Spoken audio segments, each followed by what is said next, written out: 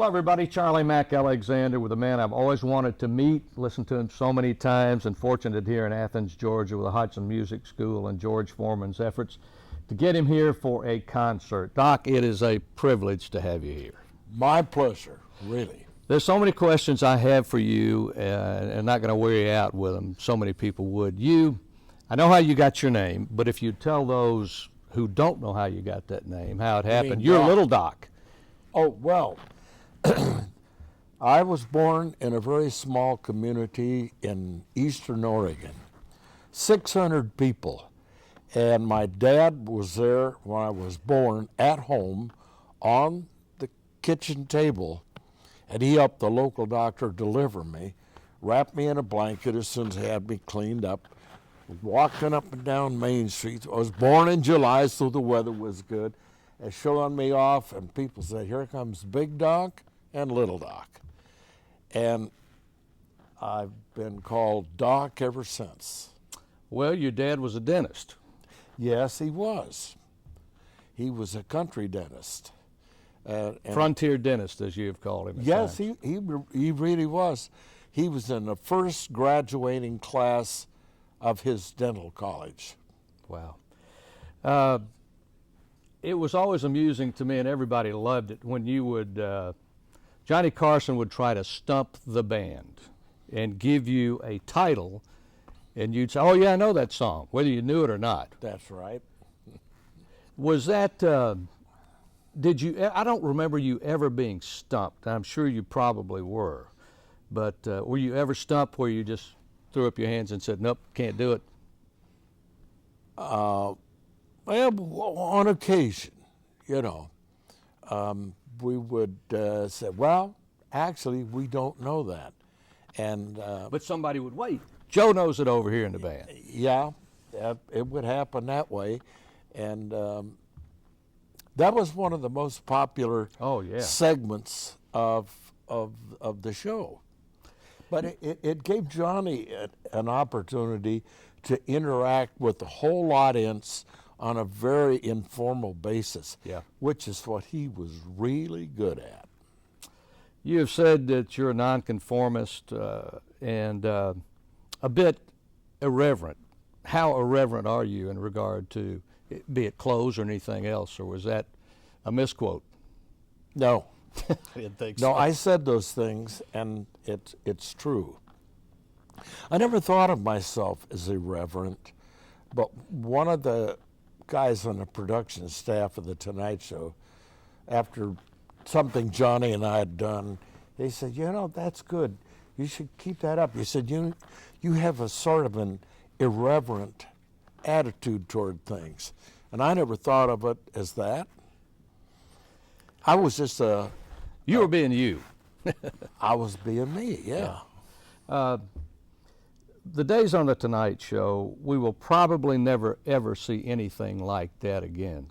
Three dynamic people with a special gift, and I would call it a gift for everyone, the three of you.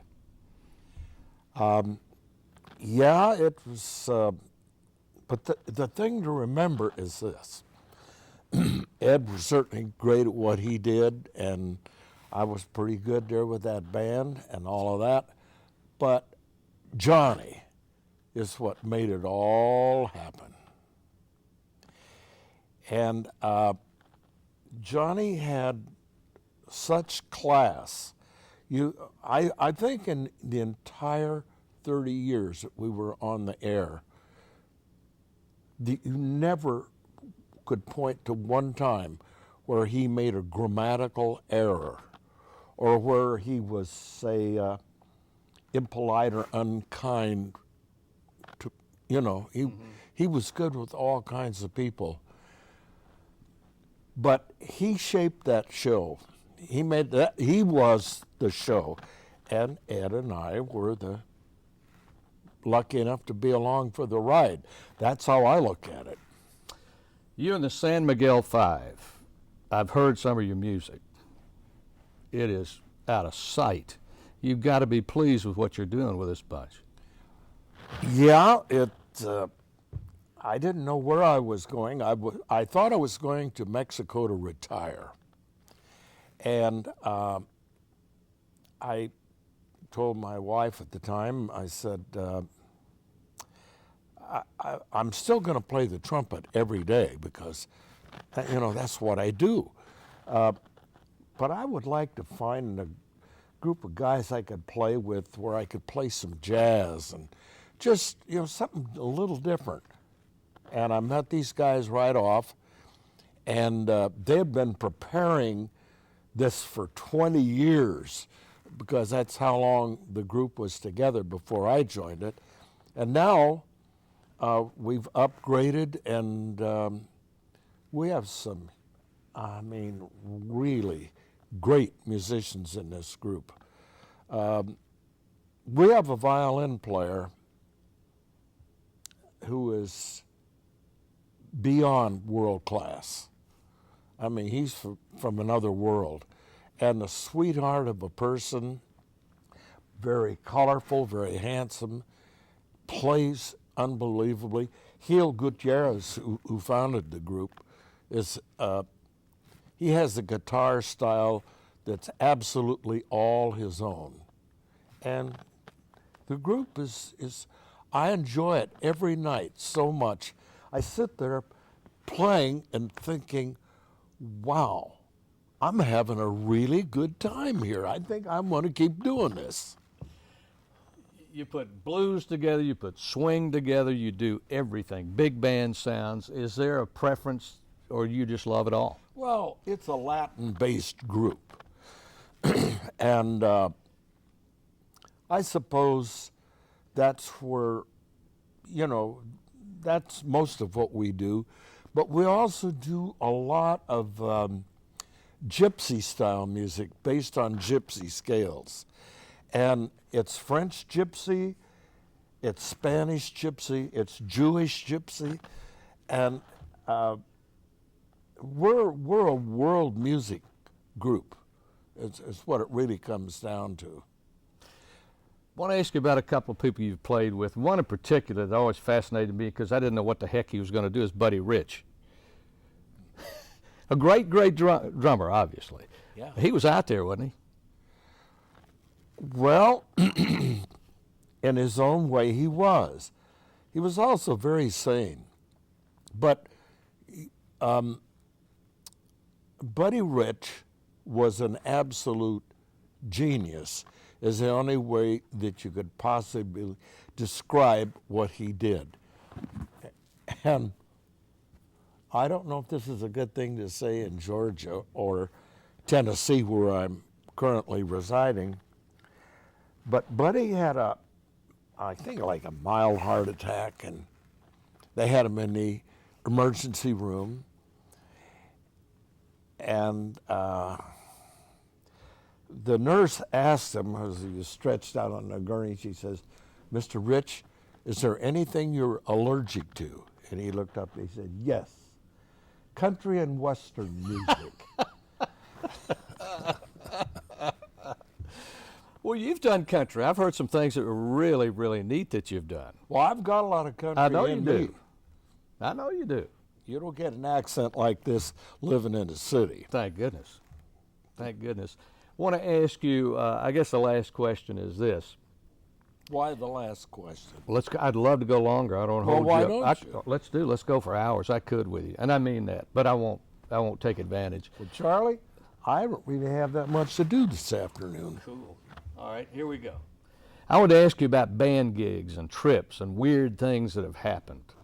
To have that many trips with bands, was there ever a fear of not getting to a gig, or somebody didn't show up, or maybe more than one person didn't show up, or have you just been around reliable people all your life?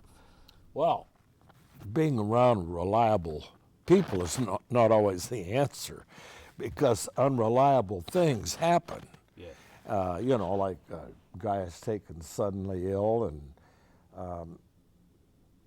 I don't have anything that jumps out at me.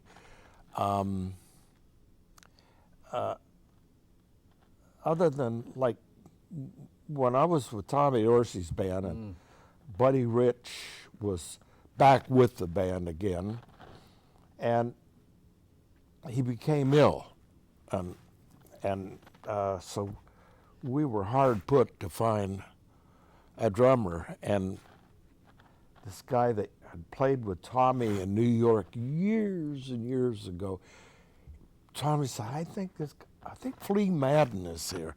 And so Flea Madden came and sat in, and it was hilarious. It wasn't Buddy Rich, but it was hilarious. And it's, things like that happen. I don't always recall them too quickly. What do you think about artists now, musicians, singers, writers? Is there a great deal of difference in what they do, the approach they take, and the talent they have? Well, I really can't answer that other than to say that I have 2 grandchildren who are professional musicians, and they do stuff that is so far beyond anything I would have dreamed of doing. I mean, their talents are unbelievable. They write songs, they perform, they sing, they play all different kinds of instruments. In fact, they're going to have a record produced for them by somebody in Nashville whose name I can't recall, but he's done some really big stuff. And they called me up, and they know better than to call me Grandpa. And they said, hey, Pop, we're going to do this record, and the producer and we would like to have you come and play with us. Would you do it? I said, Wow. You better believe it. Oh, boy. I mean, what a thrill. What a kick in the pants that'll be. And Or have you already done it? Or you're about to do it? No, we haven't done it Okay. yet. And so I can only speak through what I see there, And I'm not really a composer. I've had a few things. I know you've I had a produced hit things. record with Mac Davis. I remember it. Stop and Smell the Roses.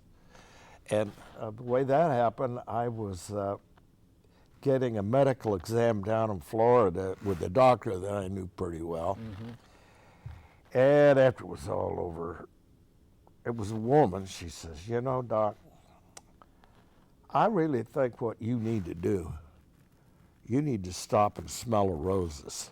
I said, Doc, I think maybe you've come up with a song title. Write there. it down quick. And it wouldn't go out of my mind. And so Mac Davis was on the show, and I had thought about it in the meantime, and I had a melodic hook for it and an idea how I wanted it to go. Mac Davis came on the Tonight Show, as he did regularly there for a while. And I said, Mac, could I walked in his dressing room when the show was over. He had no shirt on. His guitar was leaning up against the counter. I said, I got an idea for a song that I think you could do something with. And I told him about it, and he says, yeah, well, we'll see what we can do. He said, I'm headed for Hawaii for a little spell, but I'll see what I can do with it. Because I'd hummed to him, the hook and the whole little thing like that.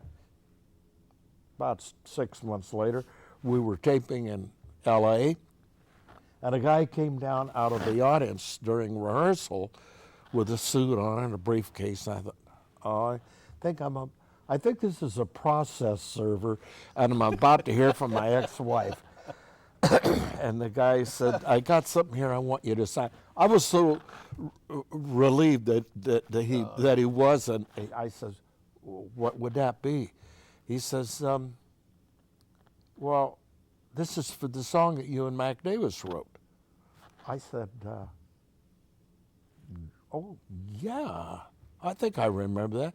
He said, well, Mac has recorded it, and it's a hit. You'd better sign here. And I did.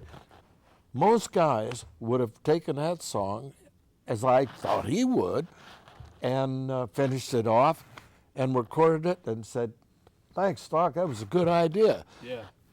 Mac came through with the contract and the money, and kind of told me the kind of guy he was. What kind of interest do you have outside of music? Do you have any interest outside music?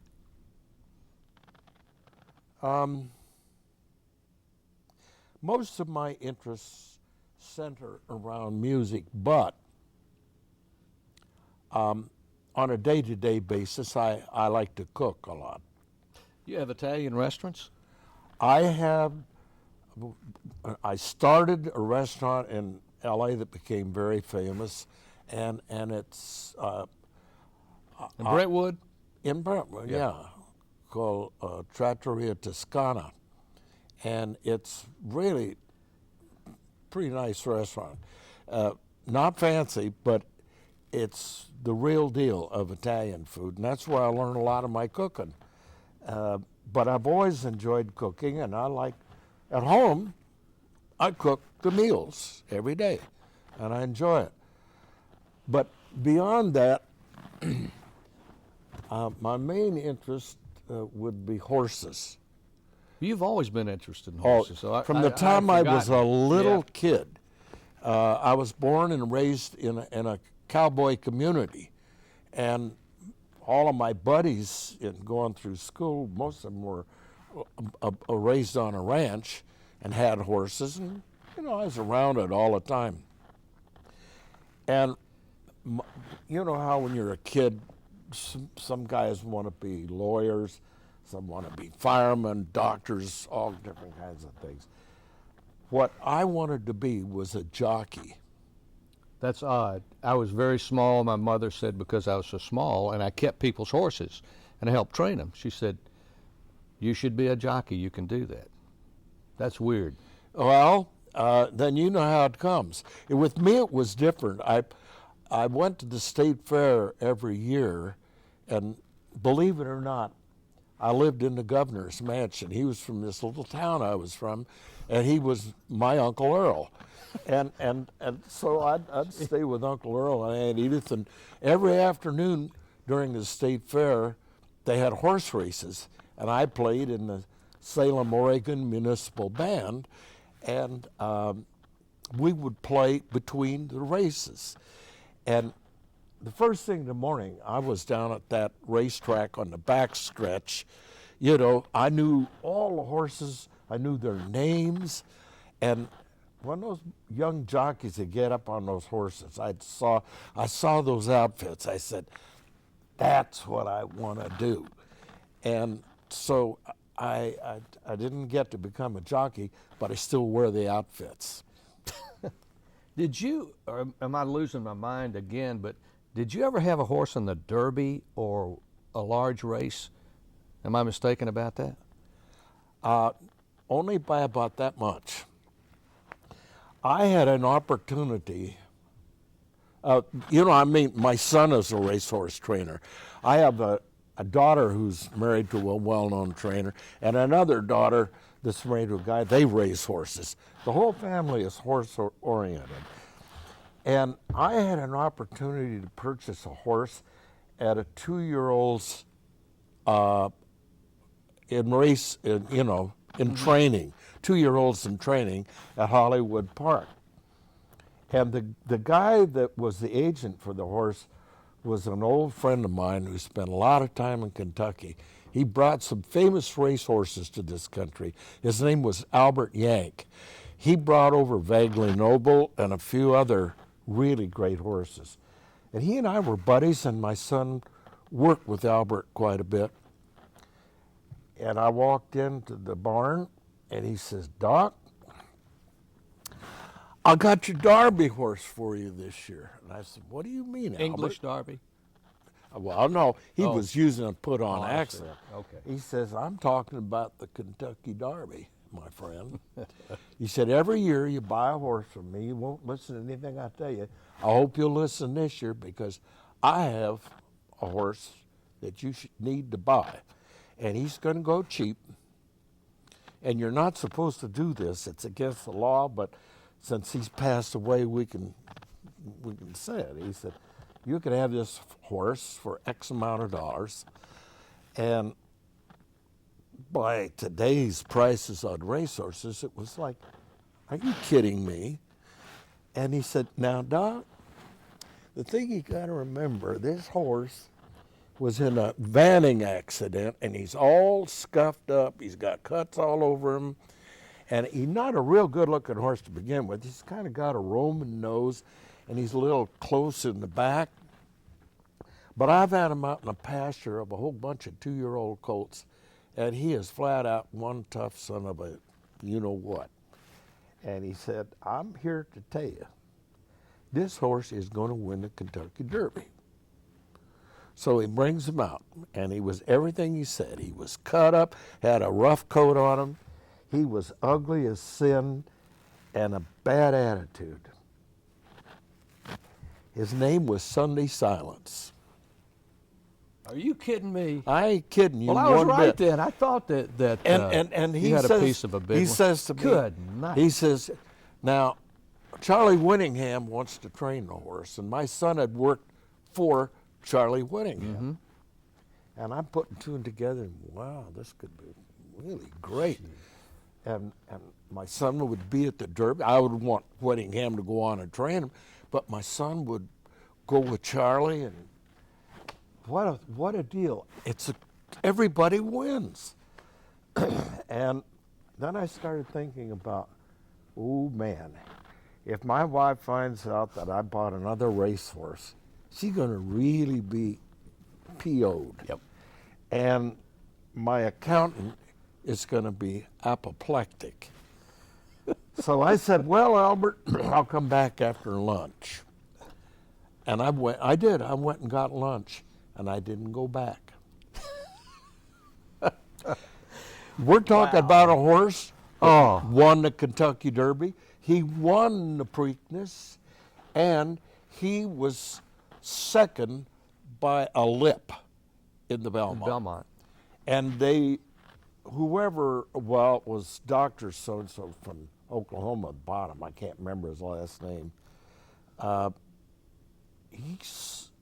He sold a horse to the Japanese for $6 million. You talk about dumb moves. Gosh. Here I am, folks. Sunday Silence. Memorable people. Let's go back to the Tonight Show and your affiliation with people. I know you were close to a whole lot of entertainers. One of the most moving things I ever saw was Bette Midler's song to Johnny Carson on that last show. Yeah. That was amazing. And then your tribute, if I'm not mistaken, to Johnny Carson. That was that week, or maybe it was after he had passed away. It was on the Letterman show. It was on the Letterman show, Yeah. correct. That's an amazing piece of music. Well, here's that rainy day, and Johnny, that was his number one favorite song, or pretty much so, you know. And Bette knew this, and she came out and sat down on the edge of the desk, unbeknownst to Johnny. That whole thing was ad lib, and sang that song, and our pianist, Ross Tompkins, knew every song ever written. He picked up on it, and they played it. And before that, knowing the show was going to end, I'm trying to think, what can I get for Johnny that would show him how much I appreciate being here? Mm-hmm. And I took the song, Here's That Rainy Day. Tommy Newsom wrote an arrangement on it that featured Pete Fountain, Joe Williams, Johnny's son Corey on guitar, myself, Tommy, and the entire Tonight Show band, and we recorded that thing as a gift. And I handed it to Johnny, and I swore, I will never record this song for anybody ever. I'll never make a regular record of this. I don't want it to be about that. Mm-hmm. And I watched that today before coming over here, the Letterman show with what you did, and it was really something special. You've done a lot of special things, but that was very obviously close to your heart, and everyone that was involved. And in incidentally, when we taped that, I thought it was appropriate to have Tommy Newsom there that. Yeah. because he wrote the arrangement Oh. and was an important part of the show. And Eddie Shaughnessy on drums was there. Yeah. And that's the last time I saw Tommy. He passed away soon after that. And Letterman had a real affection for Johnny. I'd say a love for Johnny. And I think Johnny did for him. And that little time that we spent there, you know, when they asked me to come on the show and do it, Paul Schaefer called me and said, "What do you need?" I said, "Well, Paul, I know how there are constraints when you're working for a network about the amount of musicians you can have, but I said, I want Tommy and Eddie Shaughnessy to come with me, and I want a string section like from the New York Philharmonic." You had it. And he said, "That's no problem." I said, "It isn't." When I was at NBC, if I asked for 2 violins, I couldn't get them. But they got all of those musicians, and we all felt it, you You know. could tell. It's a very, very special piece of music. I'm that's for glad sure. you saw It's that wonderful. and remembered it. It is absolutely wonderful. Did you have a favorite guest or a couple of favorite people who you knew would be there and it kind of lit you up a little bit? Rickles lit everybody up, that's for sure. I know that. But Charles Nelson Riley. Rickles. Jimmy Stewart, maybe? Oh, yeah, Yeah. definitely. And the kinds of people that never failed. You know, you call them on a moment's notice, they'd come over and they would have something. I'm sorry I can't recall any others very quickly. Yeah, there's so many though, but I don't think I will ever forget that piece that you put together in the arrangement was by Tommy Newsom, and then Bette Midler and what she did on that show. Yeah. It was something. This is not necessarily a favorite guest that we had all the time, but one time we had Muhammad Ali on the show. And I'm a big boxing fan, and evidently my mother was too, because she had remarked, "Oh, I love him. He's so handsome, and I really like that guy." So I went up to Muhammad Ali. I said, "Hi, I'm glad you're here, and I just want you to know that my mother, who lives out in Oregon and is a very old lady now, she is a gigantic fan of yours." And he said, "Well, let's go call her."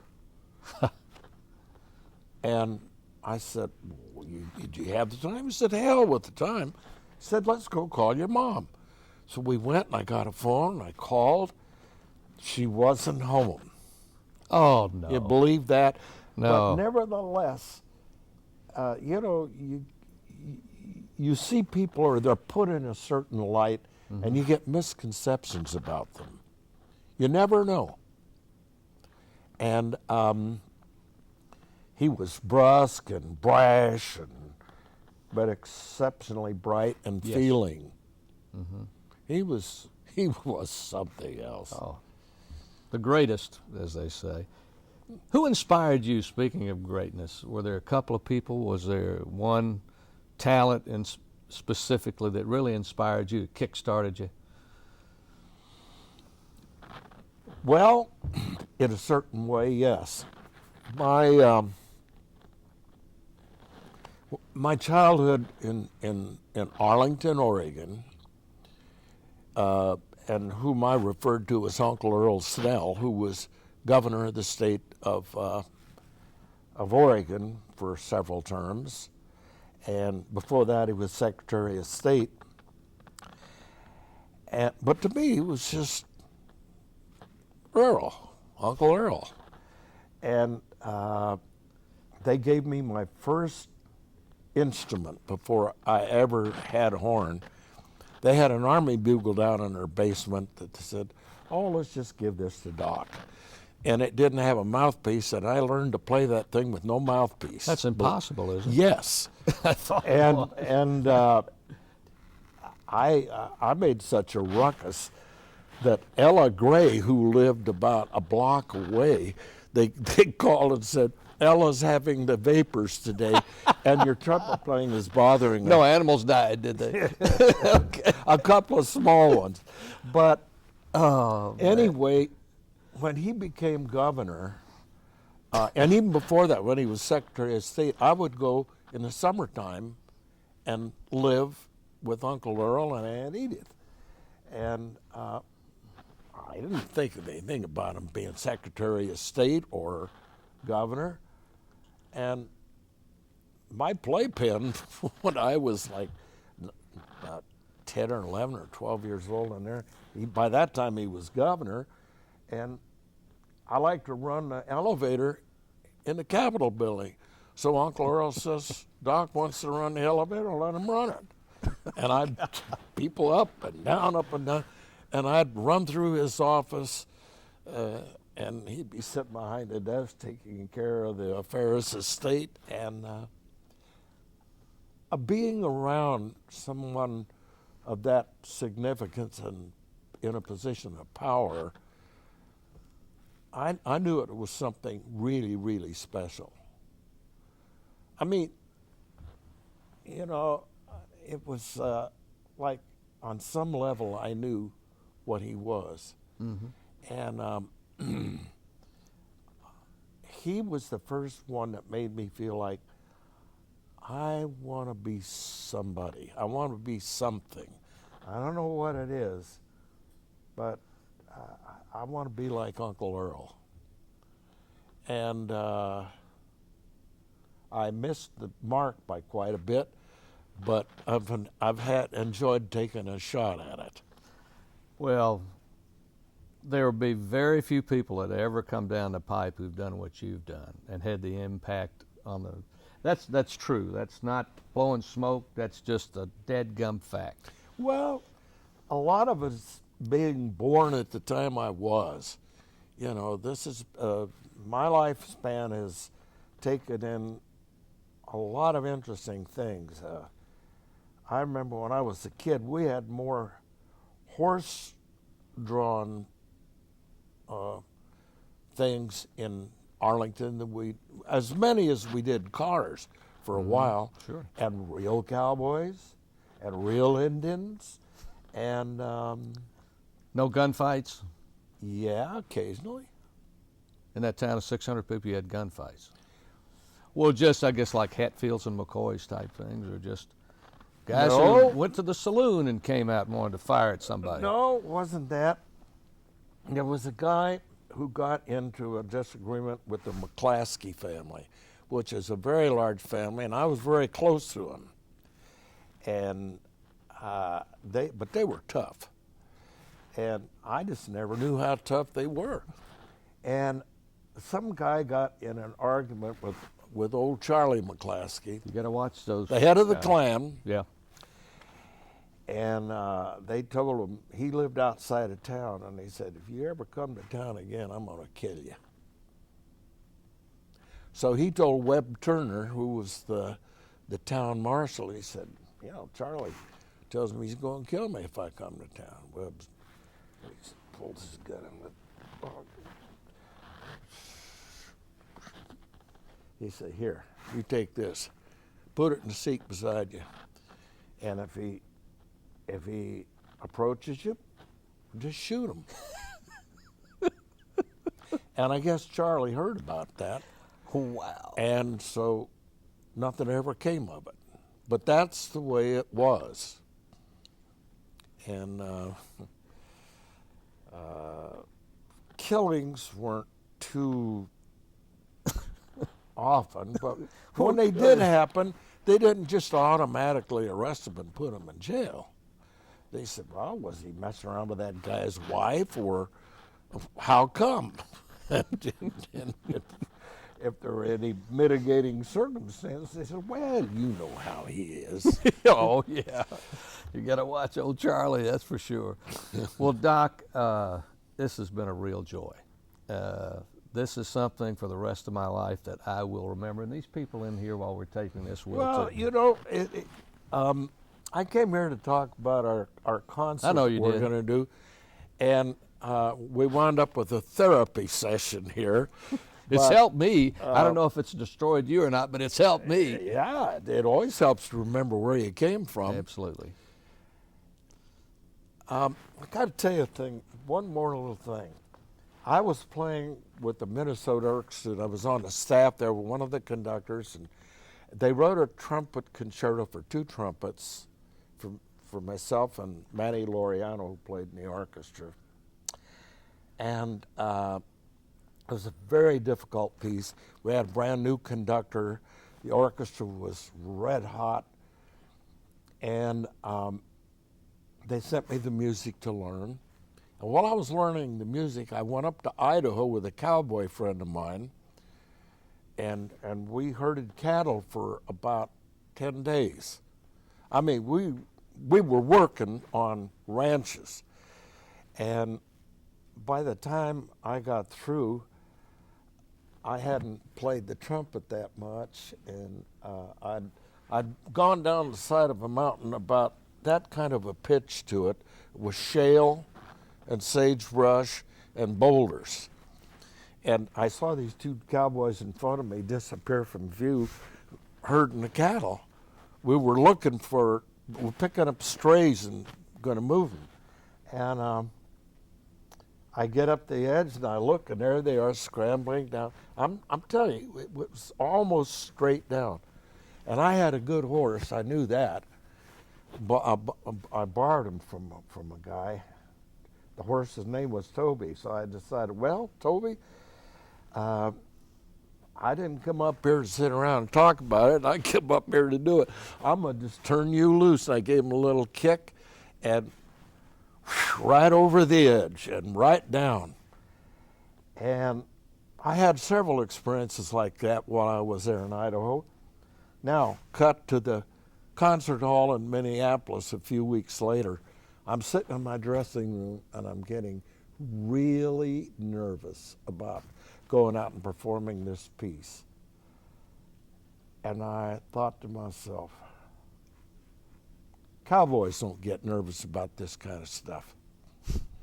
I picked up my horn, went out there, and Knocked him dead. well, I did a pretty good job. But I tell you, I knew right then, I think I'd rather be playing this trumpet than herding those cattle. Well, you could have written a song about Toby then. Let's don't go off the edge, Toby. Mama's got supper ready. There is a song there, but anyway, you know, I don't want people to think that I'm so involved in these other things that I don't value my musical experiences. And working with this group of musicians I'm with now is something very special for me. They're world-class artists, and yet there's such a feeling of respect and love amongst us. Mm-hmm. And when we go out there and make music, there's no contest. We're just there to have a good time. And that's exactly what we're going to do here in that beautiful hall. Well, all of us here have had a good time, Doc. Charlie, it's been an extreme pleasure. Okay. That's it with Doc Severensen. Stay tuned for more. You'll find out what happens with the Hodgson School of Music and all the events that are booked right here at the University of Georgia.